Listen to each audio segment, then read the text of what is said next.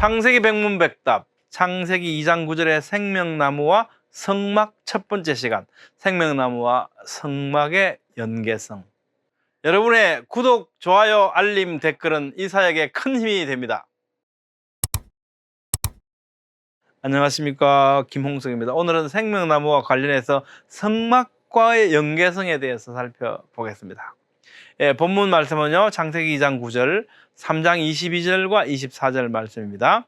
창세기 2장 9절, 동산 가운데는 생명나무와 선악을 알게 한 나무도 있더라. 3장 22절, 여호와 하나님이 이르시되 그가 그의 손을 들어 생명나무 열매도 따먹고 영생할까 하노라 하시고, 창세기 3장 24절, 이같이 하나님이 그 사람을 쫓아내시고 에덴 동산 동쪽에 그룹들과 두루도는 불칼을 두어 생명나무의 길을 지키게 하시니라.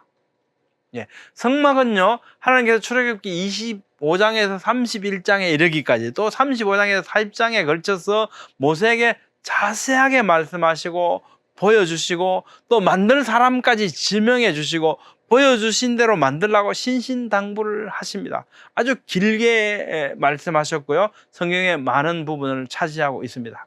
그곳은 하나님께서 임재하시는 장소였고, 그래서 성소였죠. 하나님을 만나는 장소였습니다. 그래서 회막, 만나는 곳이었습니다.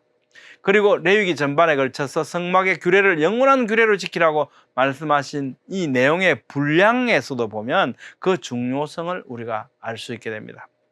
중요하니까 많이 말씀하시고 길게 말씀하시고 하셨다는 겁니다. 그런데 성막의 휘장에는 그 그룹들을 수놓게 하시고 성소에 양식화된 생명나무인 등잔대를 두게 하셨잖아요. 이것은 에덴에서 추방당하고 동쪽에 그룹들을 두셔서 생명나무의 길을 지키게 하셨던 창세기 3장 24절 말씀을 기억나게 합니다. 더구나 하나님께서 임재하시는 지성소에 이르는 문은요, 유일하게 동쪽으로 나 있죠. 문으로 만들게 하신 휘장에는요, 그룹들을 수놓게 하셨다는 사실과, 휘장은 그리스도를 나타내는 청색, 자색, 홍색, 백색 실로 짜서 만들게 하셨다는 사실에서 창세기 3장 15절에서 약속하신 인류의 회복을 위한 언약을 떠올리게 합니다. 창세기 3장 15절, 내가 너로 여자와 원수가 되게 하고 내 후손도 여자의 후손과 원수가 되게 하리니 여자의 후손은 내 머리를 상하게 할 것이요 너는 그리스도의 발꿈치를 상하게 할 것이니라. 오실 그리스도에 대한 원시 복음이죠. 성막을 짓게 하신 것은요, 출애굽 직후잖아요. 출애굽 시대 40년 역사, 주전 1446년에서 1406년까지 이 기간에 있어서 시내산에 머문 기간은요, 출애굽 제1년 3월에서 출애굽 제2년 2월 20일 사이에 대략 11개월 정도의 짧은 기간이거든요. 출애굽기 19장 1절, 이스라엘 자손이 애굽 땅을 떠난 지 3개월이 되던 날 그들이 시내 광야에 이르니라 하고 정확하게 이 기간, 이 때를 말씀해 주고 계시고요. 민수기 10장 11절에는요, 둘째 해 둘째 달 서무날에 구름이 정거의 성막에 떠오르매 이스라엘 자손이 시내 광야에서 출발하여 이와 같이 그들이 여호와께서 모세에게 명령하신 것을 따라 행진하기를 시작했다고 말씀하고 있습니다. 그래서 우리는 정확히 그 기간을 알 수 있게 됩니다. 성경은 그 기간을 정확하게 알려주신다는 거죠. 약 11개월 그 기간 동안요. 그 기간 동안에 무슨 일이 있었냐면요, 엄청난 일이 있습니다. 구속사적으로도요, 굉장히 중요한 일들이 있습니다. 폭넓은 성경 이해의 편의를 위해서 이 기간을 한번 보면요, 이 대략 11개월 정도 기간에서 시내산 선민 언약이 체결되고 성막이 건립되고요, 각종 율법의 본격적인 수요 및 제사 제도가 개시되고 군대를 개수해서 제1주년 6월절 준수를 통한 행군 준비가 완료되는 이 엄청난 일들이 바로 이 11개월여 동안에 이루어집니다. 따라서 성막이 건립되는 이 시기가 가지고 있는 본질적인 의미를 살펴보면요, 이스라엘 민족이 드디어 선민으로서의 정체성을 확립하게 됩니다. 그래서 구약 선민 역사가 공식적으로 여기서부터 본격 태동하게 되는 그 시기잖아요. 그 시기에 바로 이 아담에게 주셨던 언약을 성취할 선민으로서의 이스라엘 역사가 본격 중복적으로 태동하게 되었던 바로 이때 뭘 하셨냐면 하나님의 임재의 상징적 처소요, 하나님을 향한 제사가 집전되는 유일하신 장소인 성소로서 성막을 짓게 하셨다는 겁니다. 이 성막의 의미는 굉장히 중요하다. 성막에는 굉장히 많은 하나님의 경륜을 나타낸 것을 우리는 발견할 수 있습니다. 출애굽 25장에서 31장의 성막 건축 명령과 또 35장 40장 성막 건립에서 중복적으로 다음과 같이 강조되고 있습니다. 무릇 내가 내게 보이는 모양대로 지어라.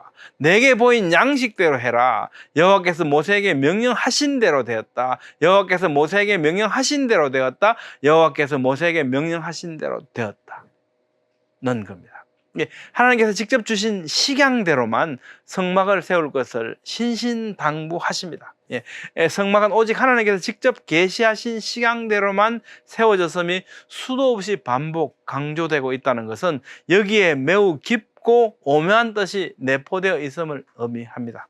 성막은 그 전체가 하나님께서 이스라엘 중에 친히 임재하여 계심을 보여주는 여호와의 상징적 처소였고요. 또한 성막에 부속된 모든 기구들 하나하나가 제각각 하나님의 존재나 성품 및 하나님의 구원사역, 특히 우리 주 그리스도 예수님의 성육신 강림과 구속순환을 정점으로 한 여호와의 구원사역, 그리고 이와 같은 구원사역을 중심으로 한 하나님과 인간 사이의 본질적 관계를 처음부터 의도적으로 상징하고 있는 것들입니다. 하나님의 존재와 성품 및 임재, 그리고 구원사역의 여러 면면들을 의도적으로 상징하는 성막의 각 부분의 식양도 전적으로 하나님의 계시에 따라야만 했던 거죠. 그래야 성막은 하나님의 임재의 상징적 처소가 될 수 있었고요. 성막의 각 부분은 제각각 하나님의 존재 자체의 성품, 그분의 구원사역의 면면들을 절대적으로 반영할 수 있었던 것이기 때문입니다. 하나님께서는 하나님의 존재와 사역의 초월적 절대성을 분명히 드러내시기 위해서 그 전체로서 하나님의 임재의 상징적 처소가 되면 물론이고요, 제각각의 하나님의 존재와 구원사역을 오묘하게 반영하는 각 기구들을 필수 시간까지도 오직 하나님께서 직접 설계하시고 또 이스라엘 백성들에게 그들의 생각을 조금도 가감함 없이 그 식양대로만 성막을 건립할 것을 신신당부하셨던 거죠. 그리고 바로 이와 같은 이유로 성막 각 부분에 구체적 식양을 주시기에 앞서서도 오직 하나님께서 보여주신 계시한 식양대로 따르도록 총론적 서론에서 굳이 강조하시는 거죠. 모세에게 내가 너한테 명한 대로 해라, 내가 너에게 보여준 대로 해라, 이렇게 말씀하시는 거죠. 한편 성막이 오직 단 하나밖에 없었다는 사실은요, 여호와 하나님의 유일성을 시사합니다. 이는 제각각 여러 우상들을 섬기던 이방인들의 성소들과는 가장 뚜렷한 차이 중에 하나죠. 또한 우리는 하나님께서 하나님을 직접적으로 상징하는 그 어떤 형상도 불허하신 사실에도 주목해야 합니다. 이처럼 성소는 그 각 부분에서는 물론 그 전체의 어느 면에서도 여호와 하나님과 구원 사역과 관련된 모든 진리와 완벽히 일치하는 진리의 상징 자체였던 겁니다. 따라서 우리도 성막 기구 하나하나와 그 식양들에서 하나님께서 인간들에게 계시하고자 하시는 영적 진리를 찾아내려는 노력을 기울여야 하는 것이 너무나 당연한 거죠. 성막은 하나님께서 임재하신다는 상징이라는 의미에서 임마누엘 하나님 되시는 그리스도 예수님을 예표합니다. 실제로 성막의 각 부분은 우리를 구원하신 그리스도 예수님의 성품과 사역을 놀라울 정도로 정확하게 예표하고 있습니다.